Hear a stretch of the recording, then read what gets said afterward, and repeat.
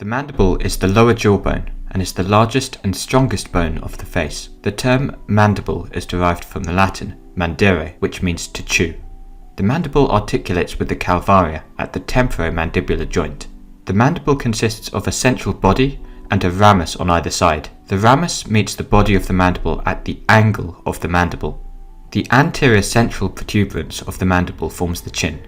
At this midline point there is a ridge, the mandibular symphysis, which marks the line at which the two parts of the bone were united in early life. The mental protuberance is enclosed by the division of the ridge inferiorly and forms the mental tubercle on either side. I've just removed the other cranial and facial bones to demonstrate the alveolar process of the mandible, which extends superiorly from the mandibular body and houses the teeth. The teeth are contained within a specialized type of fibrous joint known as a gomphosis, which is a joint formed between the root of the tooth and the socket formed in the mandible or maxilla.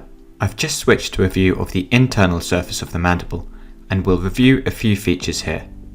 The mental spines are seen either side of the symphysis in the midline. The superior mental spines provide the attachment for the genioglossus muscle. The inferior mental spines provide the attachment for the geniohyoid muscle. I've just zoomed in and rotated the model, and you can see this ridge on the internal surface, which extends posterior-superiorly from the symphysis in the midline. This is the mylohyoid line and gives origin to the mylohyoid muscle. Returning to the external surface of the mandible, let's take a look at the ramus. The ramus is the large, flat, lateral aspect of the mandible. The external flat surface provides the origin for the powerful masseter muscle. The internal surface of the ramus provides the insertion site for the medial pterygoid muscle. There are two bony processes arising from the mandibular ramus, the coronoid process and the condyloid process. The coronoid process is a thin, flat eminence arising anteriorly and provides attachment for the temporalis muscle. The condyloid process is thicker.